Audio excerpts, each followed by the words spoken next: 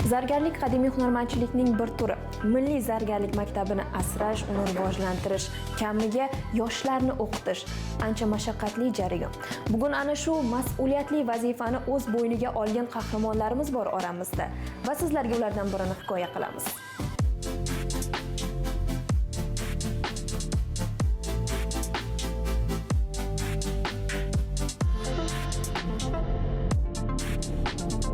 Men zargarlikka kirib kelishim 9-sinfimda bo'lgan. Bu birinchi uydagilarimiz, ota-onam shu qarindoshimizga shogirdlikka berish masalasi bo'yicha so'raganlarida ular kelaversin deb aytganlar. Ham keyin mahallada o'zi yaqin bo'lgan 5 yilgacha shogirdlikda bo'lib, ham maktabni 11-sinf bitirganimdan keyin Milliy hunarmandchilik zargarlik kollejiga kirganman. Unda 3 yil davomida ham shogirdlikda, ham kollejda faoliyatni o'rganib kelganmiz.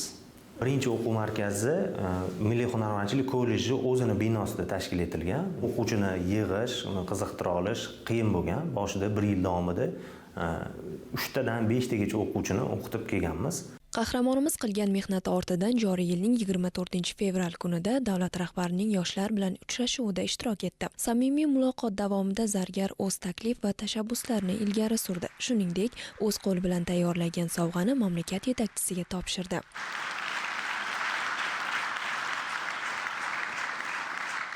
Agar e'tibor beradigan bo'lsanglar, yuqoridagi shoh toji bu Amir Temur tojidan ilhomlanib olingan. Bunga yasash vaqt davomiyligi 2 oy ketdi. Boshida uchrashuv vaqtini biz ham bilmaganmiz. Bilganimizdan keyin uni tezroq bitirishga harakat qildik. Bitirib yakunlamagunimizcha uyqu ham tayinli bo'lmadi va qachonki qo'llariga topshirib sovg'ani berganimizdan keyin yelkamizdan tog'darilib xotirjamlikni oldik va u topshirish jarayonida ham hayajonli daqiqalar bo'ldi biz uchun. Bu yerda ko'rishingiz mumkin o'quv markaz, nodavlat ta'lim muassasasi o'tgan yilgi prezidentimiz qarorlari va shahar hokim topshiriqlari bilan bizga shu yerda maskan yaratib berishdi. Shu yerda mana ishlarni yana ham mukammallashtirishga, yana ham izlanishga qaratganmiz.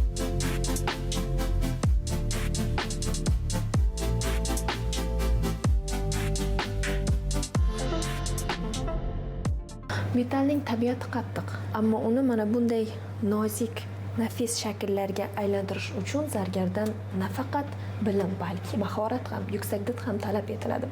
Zargarlik akademiyasining tashkil etilishi ko'p asrlik tajribani zamonaviy ta'lim metodikasi bilan uyg'unlashtirishga xizmat qilyapti. Bundan tashqari, Milliy zargarlik maktabida professional mutaxassislarni tayyorlab berish uchun ham ijodiy maydon vazifasini o'tamoqda. Men 13 yoshdaman, zargarlikka qiziqaman. Men yasagan narsalarim 4 ta bo'ldi. 5-sini yasayapman. O'zi yaqinda boshladim, endi o'rganyapman. Ustozim menga yaxshi o'rgatyaptilar.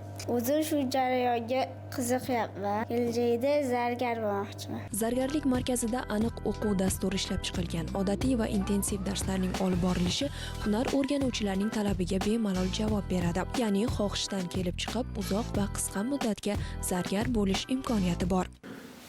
Bizning o'quv markazida mana quymakorlik, uzuv-uzraylar va 25 xil turdagi to'qiladigan zanjirlar, filigran qo'l mehnatlari va har xil turdagi suvenirlar o'rgatiladi va hozirgi kunda yangi yo'nalish qo'shdik. Bunda sun'iy intellekt orqali yaratiladigan dizayn va sun'iy intellekt orqali yasaladigan 3D dizaynlarni yo'lga qo'ydik. 8 kundan 8 oygacha o'qish qaratilgan. 8 kunda o'quvchilarimiz uzuv-uzray, quymakorlik uzuv-uzraylarni o'rganishadi va 3 xil to'qiladigan zanjirlarni o'rganishadi. Bu korxonaga kirib ishlashi yoki-da bazaviy ko'nikmaga ega bo'lib, o'zini ustida malaka oshirishga yetarli bilim hisoblanadi.